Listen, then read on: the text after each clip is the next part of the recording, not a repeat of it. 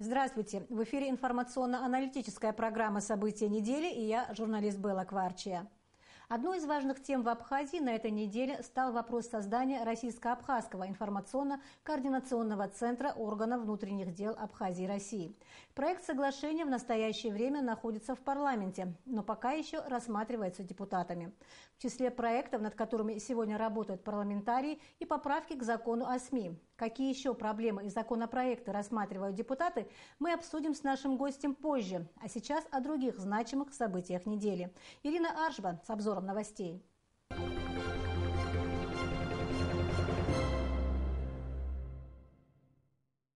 10 октября президент Рауль Хаджимба провел рабочее совещание по вопросам формирования бюджета на 2017 год. Глава государства обсудил с членами правительства, руководителями заинтересованных ведомств, парламентариями проблемы собираемости налогов, исполнения текущего бюджета и его формирования на 2017 год с учетом предстоящих задач и недочетов этого года. Президент заверил, что руководство страны выполняет все взятые на себя обязательства, в том числе по заработной плате и выдаче пенсий. 10 октября президент Рауль Хаджимба представил коллективу нового руководителя администрации президента Даура Аршба. Глава государства выразил надежду на плодотворную работу всей администрации и поручил новому руководителю взять под контроль порядок работы всех подразделений администрации. В свою очередь новый руководитель администрации выразил благодарность президенту за оказанное ему доверие и подчеркнул, что поэтапно будет решать все стоящие перед ним задачи.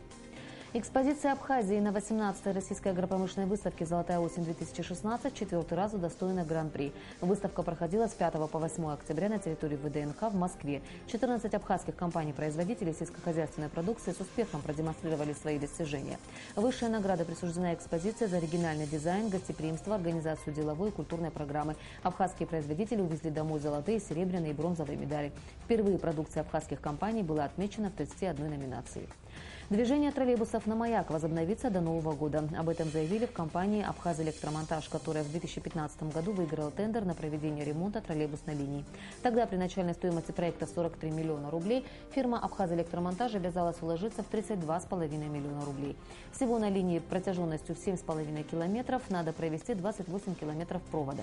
Уже заменены 330 опор, сейчас идет установка кронштейнов. Монтажные работы завершат к концу месяца, а с 1 ноября возобновится движение троллейбуса по маршруту Маяк-Каштак. 11 ноября исполнилось 24 года Министерству обороны Абхазии. Традиционно этот знаменательный день начался с возложения венков и цветов к памятнику в парке боевой славы в Сухуми. Затем состоялось торжественное собрание в Министерстве обороны, в котором принял участие главнокомандующий президент Рауль Хаджимба. Министр оборонного ведомства страны Мират Кишмария напомнил собравшимся об основных этапах формирования вооруженных сил республики. Президент Рауль Хаджимба принял делегацию из Турции. Турецкий профессор историк Ильбер Ортайлы отметил, что рад спустя 40 лет снова находиться на Кавказе. Он подчеркнул, что абхазы всегда занимали важное место в истории и дворцовой культуре Турции. Ильбер Ортайлы отметил, что хотел бы установить контакты с Абхазским государственным университетом. Президент поблагодарил Ильбера Ортайлы за визит. Он подчеркнул, что Абхазии важно восстановить и укрепить взаимоотношения с Турецкой республикой. Сегодня ведутся переговоры с собственниками и арендаторами порядка 30 объектов в Абхазии. Об этом сообщил заместитель председателя Госкомитета по управлению госимуществом и приватизации Николай Ачба на пресс-конференции в Арс Мира 11 октября. Николай Ачба также рассказал, что всего из республиканского имущества приватизировано 140 объектов, а в фонд приватизации поступило 700 миллионов рублей.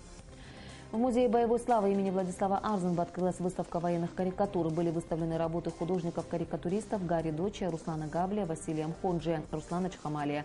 Они наглядно демонстрировали, что политическая карикатура – настоящее идеологическое оружие. На них грозный враг превращался в жалкое, глупое, уродливое существо. В будущем эта экспозиция пополнится и другими работами военных художников. Возможность реконструкции картинной галереи на улице Пушкина обсуждалась на встрече президента Рауля Хаджимба с представителями Союза художников республики. Здание необходимо отремонтировать, чтобы переместить туда картины, которые хранятся в различных помещениях. Сегодня в фонде хранятся более 4000 работ таких известных абхазских мастеров, как Александр Шервашидзе Чачба, Варвара Бубнова, Борис Петров, Марина Эшба и других. 12 октября в Гагарском районе был запущен пилотный проект мусороперерабатывающего завода. Сортировочная линия позволяет ежедневно перерабатывать до 1000 кубометров мусора, твердых и бытовых отходов. Чтобы полностью расчистить Гагарскую свалку, потребуется от года до 1,5 лет. В ближайшее время в Гудаутском и Сухумском районах начнется строительство 2 других мусороперерабатывающих заводов при помощи инвесторов. В Агу открылся 4-й международный арт-пленэр «Краски осени Абхазии-2016». В Абхазском госуниверситете собрались художники Абхазии, России, Турции, члены Ассоциации независимых художников Абхазии, Абхазии, студенты и любители живописи. Участников мероприятия ожидает пленэр в самых красивых уголках республики. Лучшие работы художников, написанные в Абхазии, будут представлены на отчетной выставке. Нужны практические шаги по реализации стратегии социально-экономического развития до 2025 года, заявил президент Рауль Хаджимба на совещании, посвященном этому вопросу. Президент выделил основные приоритетные направления: туристическую и курортные сферы, а также энергетическую отрасль и сельское хозяйство. На встрече предлагалось разработать трехгодовой план последовательных мероприятий в разных отраслях. 13 октября специалисты чешской компании «Медин», производители современных технологий в области травматологии, провели семинар для абхазских врачей. Они провели несколько теоретических и практических занятий для абхазских медиков, ознакомили их со своей продукцией. В пятницу состоялась презентация книги Тараса Шамбы и Александра Непрошина «История абхазских князей Шервашидзе». В книге представлены многочисленные документы, ранее не публиковавшиеся, фотографии и исторические факты. Это научно-познавательное исследование посвящено владетельному роду Шервашидзе и его роли в формировании государственности Абхазии. Специалист в области истории и государственности Закавказья Александр Непрошин передал в дар Национальной библиотеки 3 экземпляра книги. Один из 12 главных православных праздников Покрова Пресвятой Богородицы отметили в храме Покрова Пресвятой Богородицы в Гудауте 14 октября. Храм был полон. Из города Горячий Ключ Кубанской епархии в Абхазию приехали прихожане храма и сестры Милосердия. Они впервые посетили храм Покрова Пресвятой Богородицы. Праздник Покрова Пресвятой Богородицы считается самым важным осенним праздником и установлен в память чудесного явления Божьей Матери во время осады города славянами в 910 году во Влахернском храме Константинополя, где хранилась риза Богоматери, часть ее пояса и головной покров.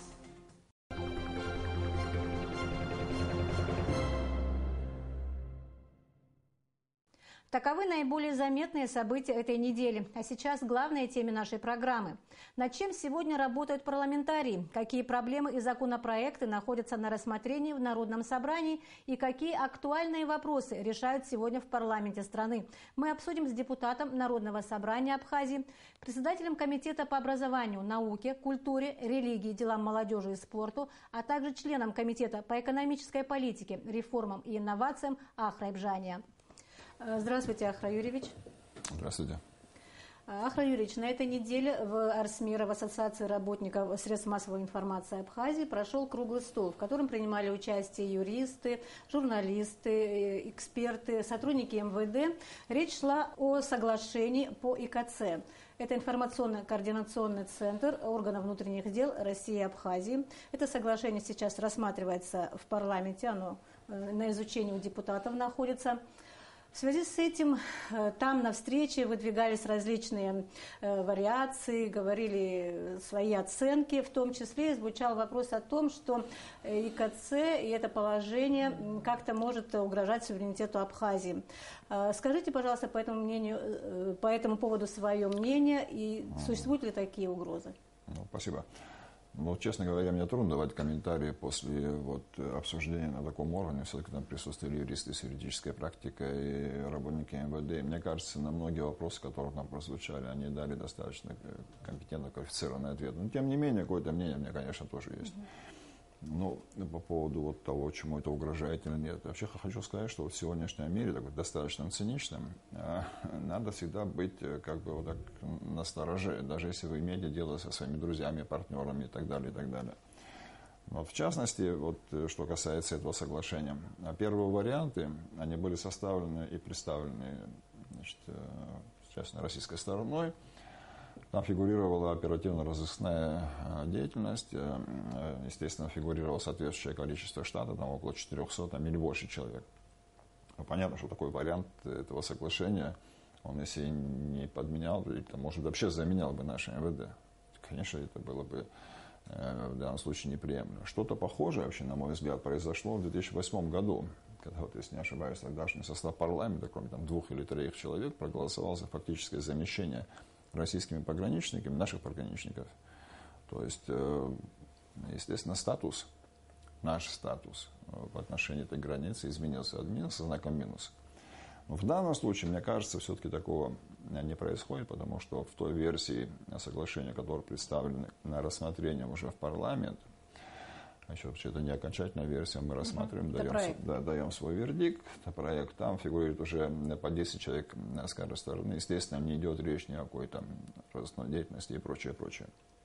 Если мы посмотрим вообще большие договоры разных стран, всегда фигурируют подобные опции, которые касаются вопросов коллективной безопасности. В сегодняшнем мире вообще это есть ли какой-то смысл объяснять, для чего это делается, так сказать, почему. Но и тем не менее, вот при всем, что договор уже в таком, как бы, достаточно, можно даже сказать, таком нейтральном, выхолощенном виде уже представлен. У нас есть, конечно, какие-то замечания.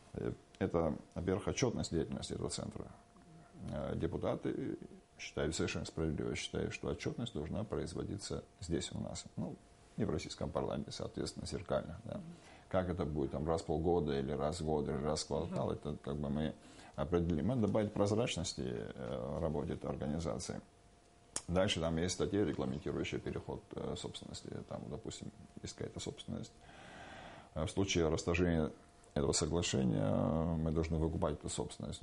Мне кажется, это не совсем правильно, не справедливо. Тем более там не будет таких каких-то колоссальных вложений. Мне кажется, этот пункт вообще можно оттуда убрать. Между дружескими государствами таких вещей как бы не должно быть. Но, естественно, вот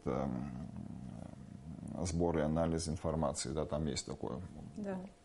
Даже, как вы предлагаете, в том числе и молодыми юристами, что подобная информация, в свою очередь, была предоставлена не кем-то там в свободном полете, а именно структурами МВД и СБ, которые первоначально накапливают, обрабатывают информацию, и дальше они могут ее предоставить для использования этими межгосударственными структурами.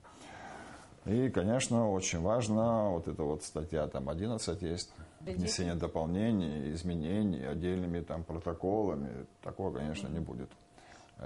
Все изменения, которые стороны сочтут нужным, если сочтут нужным, если договор, будут проходить стандартную процедуру. То есть точно такую же, как они проходят сейчас. Неважно, они будут большие, малые, далее. Да, там в 11 статье давалось право какие-то дополнения, какие-то новые поправки вносить без участия парламента. Не рассматривалась как бы процедура вот это вот ратификации, рассмотрения просто отдельными, такой, естественно, в данном случае приемлемо.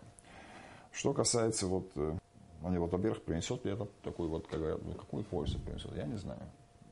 Принесет, может быть, нет, потому что 80% всех вот их соглашений к 90% договорам, они часто иногда остаются декларативными. Я не могу Вы думаете, сказать. что, скорее всего, это все останется на бумаге по большей части? Не могу сказать, потому что действительно сегодня мир развивается так, в каком-то очень негативном направлении, если даже посмотрите по соседству, что, конечно, информационное взаимодействие, оно очень-очень желательно. Это безусловно. Но сможет ли непосредственно вот эта структура работать эффективно вот в рамках этого соглашения, я не знаю, я не могу вам этого сказать. Но если будет благоприятствовать, если там будут соответствующие сотрудники, соответствующие там, не знаю, компетентности, тогда да. Что касается статуса, вот, допустим, да, угрожает ли это суверенитету? Да, в этом формате, я думаю, нет. Но я думаю, что вообще, когда мы говорим о суверенитете, надо думать о другом. Суверенитет состоит из очень-очень внутренних компонентов, не всегда из внешних. Если ваши внутренние структуры, ваша организация управления, ваша экономика, наверное, там ваша социальная сфера, оборона, безопасность находится в расшатном состоянии, тогда вы сами являетесь угрозой собственному суверенитету. Не кто-то изнутри, а именно вы сами. И тогда любой контакт с любыми, в том числе международными структурами, будет, естественно, восприниматься как еще один. Хорошо. Вот скажите, как-то будет регламентироваться там парламентом или кем-то еще вот такой вопрос, о котором говорила Эдита Цвинари, она заместитель министра внутренних дел. Основной задачей Центра является сбор, обобщение, анализ информации, планирование и координация совместной деятельности против организованной преступности. Вот каким образом это все будет воплощаться? Это будет та же самая оперативно-розыскная деятельность, против которой выступают, допустим, лидеры партии, там, Айнар, и есть еще, я знаю, некоторые персоны. Или же, вот как это будет, в какой это будет форме происходить? Я не думаю, что они там будут с шашкой наголо или как с пистолетами бегать за мелкими преступниками. Это, скорее всего, и прослушка, и там и всякие... Нет. Ну а каким образом? Сейчас 21 век, это то, интернет, о чем вы говорите, все, вот как вы считаете? То прослушивание и так далее, то есть методы вот такой кибервоздействия на преступников, это все, это разыскная оперативная деятельность. Я не могу это выделить в отдельный какой-то информационный блок. Якобы я собираю информацию, я там прослушиваю. Нет, это оперативная деятельность, понимаете. А эта деятельность по этому соглашению, она просто вынесена за рамки этого договора, ее там не фигурирует. Но, кстати, многие юристы говорят о том, что и вот представители партии, что надо было бы в этом соглашении сделать прямое указание о том, что вот такой-то вид деятельности, то есть не просто, чтобы как бы не то, что замалчивать, не фигурировало, но сделать прямое указание, оперативная деятельность запрещена, а вот такой-то вид деятельности перечислить по пунктам, они будут включены вот в эту деятельность. Но, возможно, такое изменение тоже будет внесено, понимаете. То есть с учетом всего этого, всего вот этих замечаний, дополнений, достаточно открытого характера и обсуждений и в обществе, и в парламенте, я думаю, что в плане угрозы суверенитета там, конечно, ничего нету. Я надеюсь, что в плане взаимодействия с, в том числе, организованной преступностью, конечно, у нас будет польза. Скажите, может быть, проблема еще заключается в том, что вот такие документы, соглашения, положения, в основном почему-то первый вариант всегда идет из России. Почему именно наша сторона не начинает вот этот процесс, чтобы было меньше, скажем так, правок, чтобы они могли понять, что именно мы хотим туда включить? Почему мы всегда переделываем те варианты? Я думаю, это какая-то инерция вот этого государственного сознания. От этих вещей надо избавляться. Но в то же время должен сказать, что в ряде случаев, вот в контексте того большого договора, что был подписан, в ряде случаев как раз наши министерства и ведомства проявили такую достаточно оперативную инициативу. Там, я знаю, Министерство образования было, здравоохранения там, и так далее, где были предложены наше видение, конечно, в контексте основного договора. Но от этого надо уходить. Надо не сидеть, не ждать чиновникам, когда к вам придет какой-то договор, а потом уже его обсуждать. Надо представлять свою версию. И пускай наши друзья уже это обсуждают. Вот там, конечно, будем приходить к каким-то нейтральным, как многим кажется, безопасным и прочим очень формулировкам. Но вот, к сожалению, сейчас повторюсь, инерция нашего вот этого вот государственного сознания и инерция взаимодействия с нашими партнерами, которые там с какого-то, не знаю, с какого-то года можно считать, как раз предполагает это. Российская сторона предлагает, мы там дальше бурно обсуждаем, ломаем копии и так далее. Это надо отходить как бы основательно.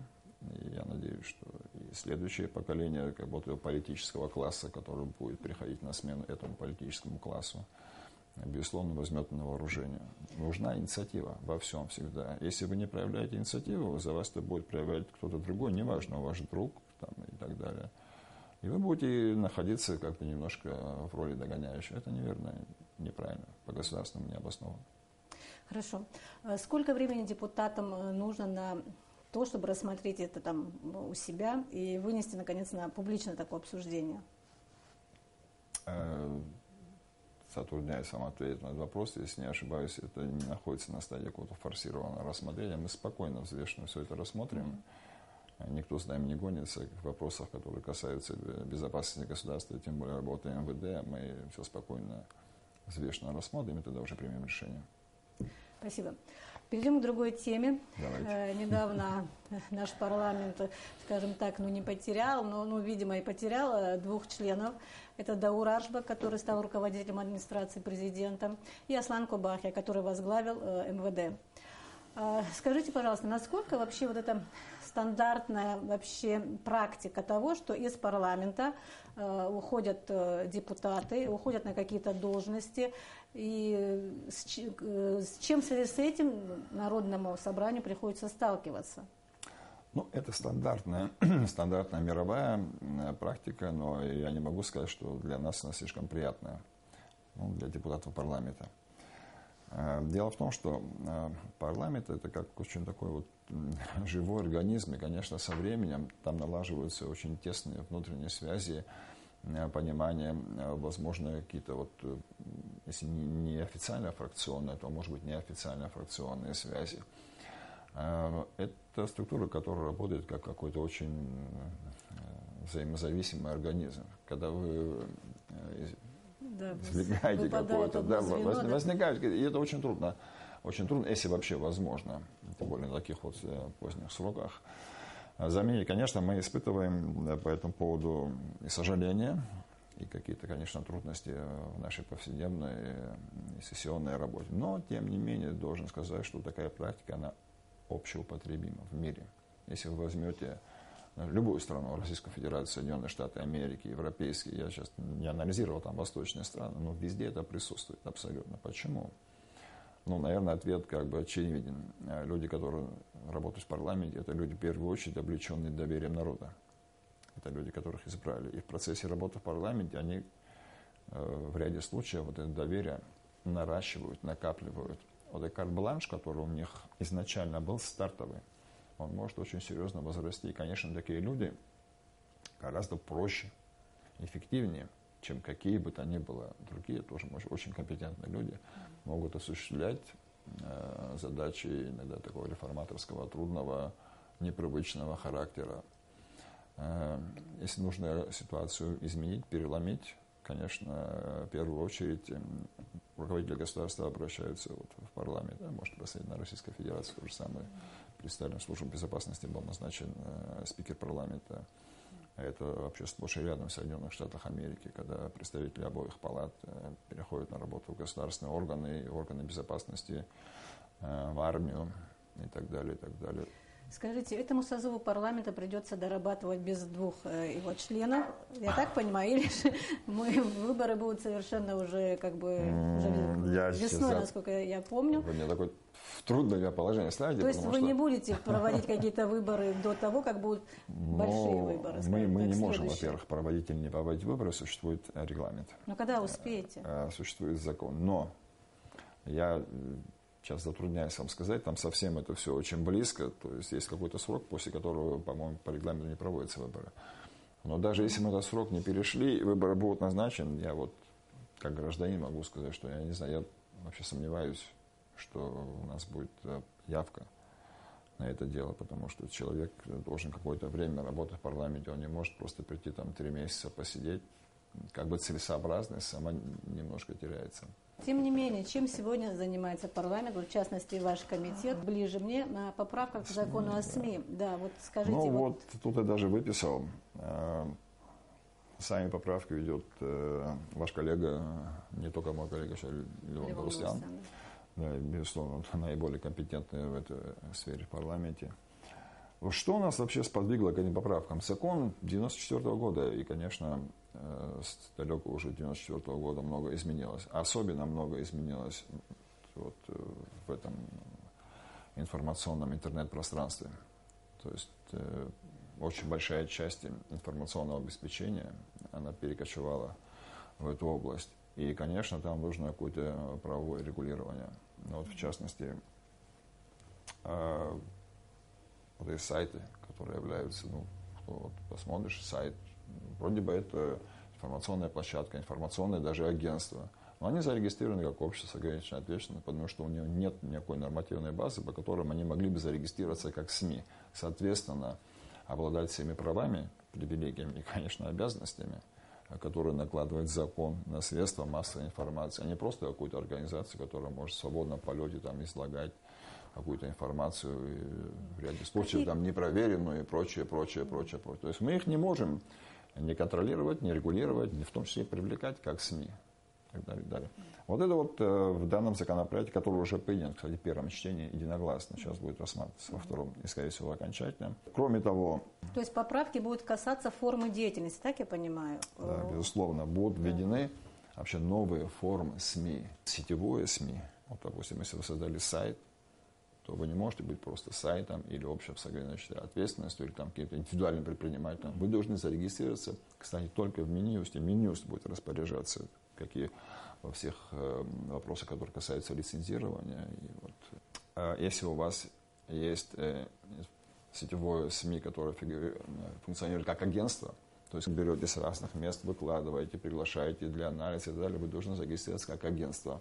Поэтому такое вообще понятие, как информационное агентство, вообще не было. Оно вот сейчас внесено.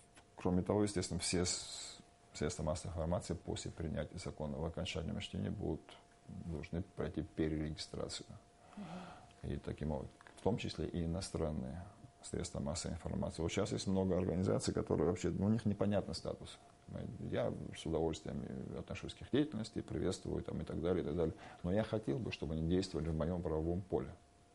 А я не хочу, чтобы они в каком-то подвешенном состоянии. Вообще непонятно, кто они, как их регулировать, как к ним относиться, давать аккредитацию, не давать аккредитацию. Конкретно имеете в виду какое-то агентство? Там много. Вот Абхазия-Инфо, я знаю, там, может, сейчас за это Велимон Мержанович, конечно, лучше ориентируется. Тот же «Спутник», например, да. Те же наши информационные агентства, например, Манан Гургуль, я с огромной симпатией отношусь, но они зарегистрированы как, по-моему, ООО. Ну, разве это правильно? По-моему, нет. Еще вот я бы хотела, чтобы мы с вами обсудили вот внебюджетный фонд поддержки демографии. Я знаю, что он открылся при участии депутатов. И расскажите, пожалуйста, о нем. Законопроект, вообще эта идея рассматривалась буквально с первых дней нашего созыва, может быть, даже и раньше общественными деятелями. Но как-то у нас вот не хватало в ряде случаев, может быть, какой-то бюджетной поддержки, в ряде случаев какой-то политической воли. Как-то мы не находили вот этого взаимопонимания исполнительной и законодательной власти. Вот сейчас вот буквально недавно по такой вот очень активной инициативе Леонида Михайловича Чимагу вот этот закон получил жизнь. О чем он? О том, что значит, третьи и последующие дети в абхазских, значит, семьях будут получать, если не ошибаюсь, там около 100 тысяч. 100 тысяч рублей. Да, 100 тысяч рублей. Этот фонд функционирует частично из бюджета. Более того, даже депутаты сказали, если это не будет таким образом организовано, мы вообще бюджет не примем. Это точно от нас зависит. То есть, кроме того, там, конечно, будут и спонсорские пожертвования, и любые другие формы, конечно, не запрещенные законом поддержки этого фонда. Такой вопрос немаловажный. Почему это поддержка вот абхазского этноса, да, допустим, да, не ущемляет ли это конституционные права граждан Абхазии, которые, как известно, не только из абхазов состоят. Ну, давайте вот посмотрим правде в глаза, в лицо. На грани, ну, сейчас не совсем помню, на грани там какого-то еще, ну, какие-то демографические проблемы из всех этносов, живущих в Абхазии, есть только у абхазов. Больше ни у кого их нету. В то же время именно абхазский этнос является все-таки как бы системообразующим в том плане, что вряд ли у этого вот 8,5 тысяч квадратных километров нашей территории и многих веков нашей истории было бы основание претендовать на суверенную государственность, если бы ее не обеспечивал, то есть не был бы какой-то проводник этой истории, этой культуры там, и так далее, и так далее. Этим проводником в данном случае является вот, абхазский этнос. Самое важное, что вот такой подход, государствообразующий на самом деле, суверенитетообразующий, он был поддержан не только там абхазскими депутатами, вообще всеми.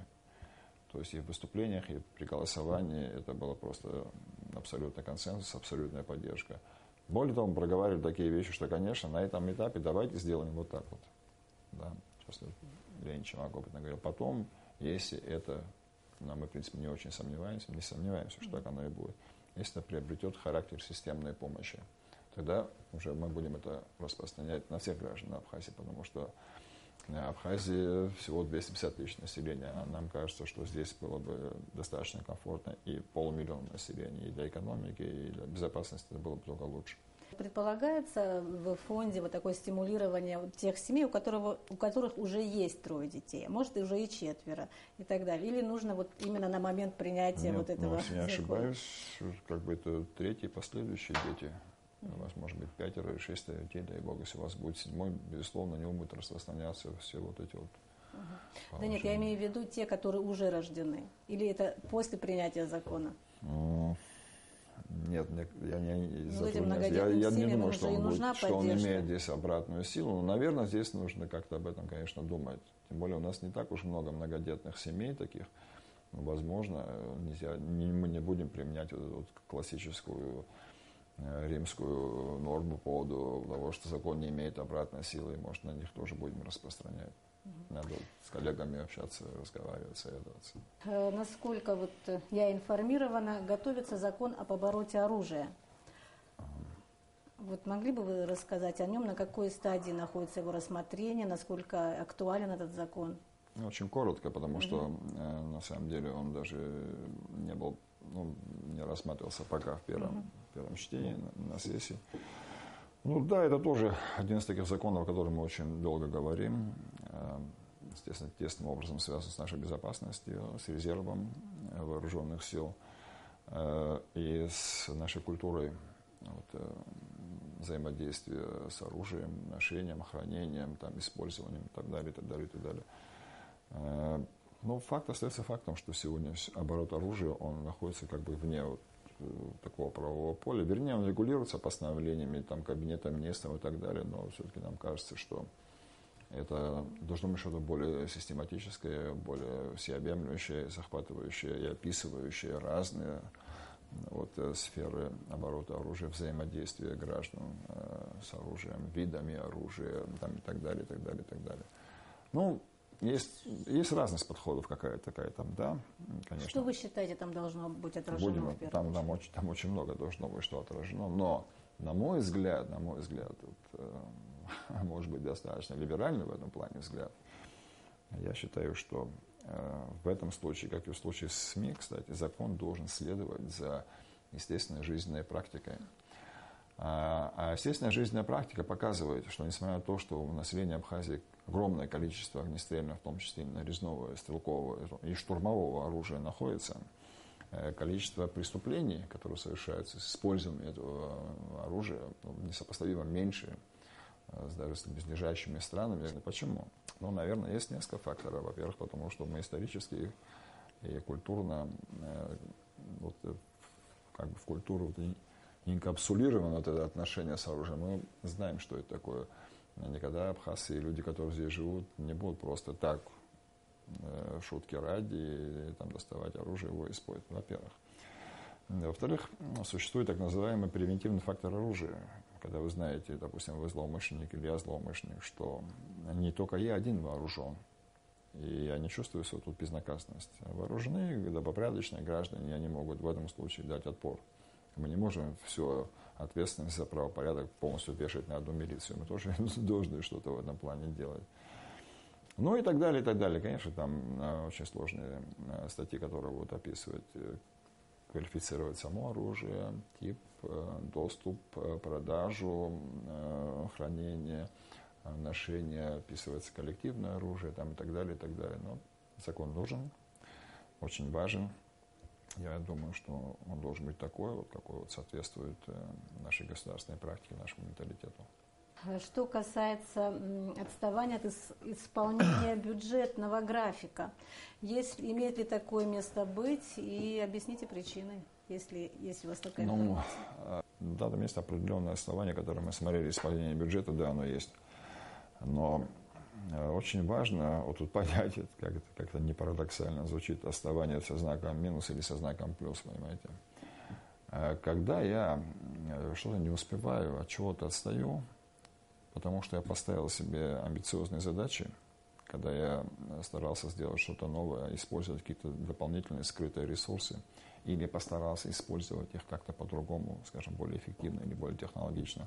И вот в этом деле я куда-то опоздал или что-то не успел, я считаю, что это отставание со знаком плюс. Если же я делаю из года в год одно и то же, наступаю на одни и те же грабли, допускаю одни и те же ошибки, никак не увеличиваю, в данном случае, допустим, мой бюджет, но при этом никуда все прекрасно успеваю, и у меня полное соответствие, я считаю, что это выполнение бюджета со знаком минус. Я хочу развития. Я хочу видеть тех людей, которые, да, пускай там ошибаются, что-то неправильно могут рассчитать, знаете, как это опыт сын ошибок трудных, да, там. Пускай такое будет. Но в данном случае этот бюджет, даже с тем оставанием, я не знаю, какой он там точно будет, это надо будет смотреть, тем более бюджетный год еще не закончен. Даже с тем отставанием, о которых мы сегодня знаем, уровень бюджета, его масса, если не ошибаюсь, в 70 раз выше, чем полностью исполненный бюджет прошлого года. Я считаю, что это отставание со знаком плюс. Конечно, желательно, чтобы таких вещей не было, потому что бюджет – это же не просто деньги в мешке. Это какие-то проекты, которые на протяжении всего года исполняются. И, конечно, из-за этого отставания кто-то в этих проектах недополучит, или вообще не получит, или получит меньше, или с какой-то другой динамикой. Таких вещей, конечно, быть не должно. Но, еще раз подчеркиваю, мне важны вот на нашем сегодняшнем этапе развития цели, которые ставятся. Цели были поставлены амбициозные, и они привели не абсолютно, но хорошим, относительно хорошим результатом. Ну, посмотрим, что скажет премьер, выслушаем. И, исходя из этого, уже депутаты будут выносить свой вердикт, свою оценку исполнения этого бюджета этого года. Спасибо. Ахра Юрьевич, может, вы проинформируете, что еще интересного у вас происходит, потому что мы действительно давно не общались с депутатами в таком формате. Много, на самом деле много. Действительно жаль, что мы не общаемся. Может быть, как-то такая какая-то традиция таких интервью с депутатом возобновится. Ну, тут в нашем комитете совместно с Министерством образования мы вот наконец, как мне кажется, вышли, если не на финишную прямую, то на такую достаточно прямую линию закона об образовании. Когда у нас будут какие-то такие вот уже обсужденные контуры, и когда мы подготовим к первому чтению, я с удовольствием приду и, может быть, с кем-то еще, с нашим комитетом обсудим с вами и поговорим, потому что, да, это вот такая вещь, которая фактор нашего суверенитета, я хотел бы сказать, вот это образование, потому что если они есть, эти люди, во-первых, они очень могут четко, адекватно оценивать риски и плюсы, чего бы то ни было, развитие страны в том числе. И, во-вторых, они вот создают вот эту вот как экономическую массу, вот эту активность, на эту подушку нашей безопасности, на котором стоит государство. Если таких людей нет, образованных, стремящихся к чему-то, амбициозных, по-новому образованных, конечно, ваша страна всегда будет испытывать прессинг на ваш суверенитет, и, как это ни парадоксально, самый сильный прессинг будет изнутри. Ну, закон об образовании действительно очень давно был нужен, и действительно это очень назревшая проблема, которую нужно решать, я считаю, как бы всем обществом. Я благодарю вас за беседу, благодарю вас за интервью. Спасибо, что пришли. До свидания.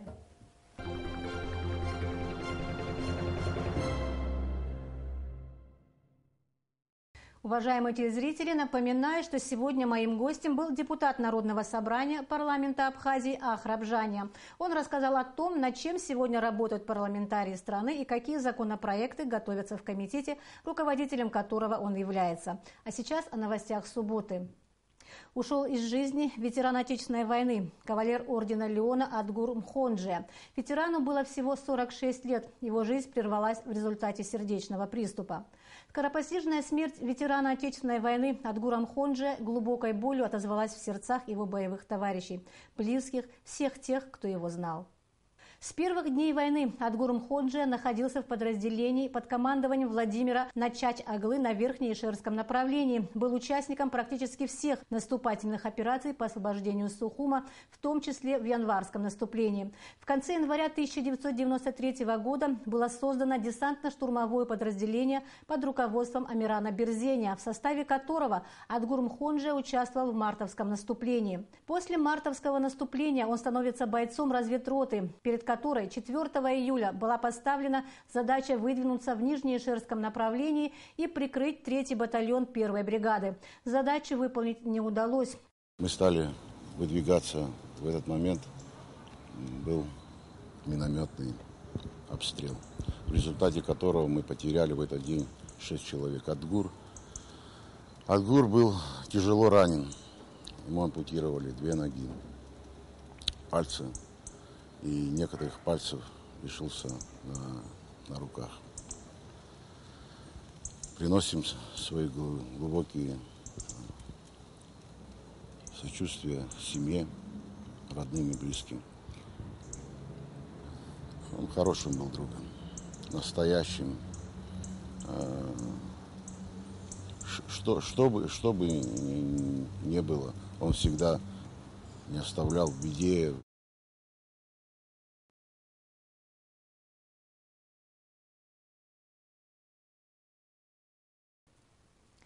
15 октября исполняется 45 лет со дня гибели 19-летней стюардессы Надежды Курченко, которая ценой собственной жизни пыталась предотвратить захват советского пассажирского самолета террористами. Самолет Ан-24 поднялся в небо с Батумского аэродрома 15 октября 1970 года в 12 часов 30 минут. Курс на Сухум. На борту самолета находились 46 пассажиров и 5 членов экипажа. На 4-й минуте полета самолет резко отклонился от курса и полетел в сторону Турции. Связь с диспетчерским пунктом прервалась. Через несколько минут Ан-24 покинул воздушное пространство СССР. Было понятно, что произошла беда. В Советском Союзе о трагедии узнали из сообщений ТАСС. 2 вооруженных бандитов, применив оружие против команды самолета, вынудили самолет изменить маршрут и совершить посадку на территории Турции в городе Трабзоне. Во время схватки с бандитами была убита бортпроводница самолета, которая пыталась преградить бандитам путь в пилотскую кабину. 2 пилота получили ранения. Пассажиры самолета невредимы. Потом эксперты насчитают в самолете 18 пробоин, а всего было выпущено 24 пули. Надежду Курченко похоронили в Сухуме, в парке, который носит ее имя. За последние годы парк имени Курченко пришел в упадок. Похоже, за его состоянием никто не присматривает. Повсюду мусор и заросли. Памятник бесстрашной стюардессе разбит. Когда-то здесь принимали лучших ребят в пионеры, а сегодня подрастающее поколение ничего не знает о девушке, не пожалевшей своей жизни ради спасения людей. Мы вернемся к этой теме в наших следующих репортажах. В центре Сухума на платформе станции ГУМА прошла первая ярмарка выходного дня, на которой была представлена местная абхазская сельскохозяйственная продукция. На ярмарку собрались производители из сельской местности различных регионов республики. Мероприятие посетил президент Рауль Хаджимба. Продолжение темы в нашем сюжете.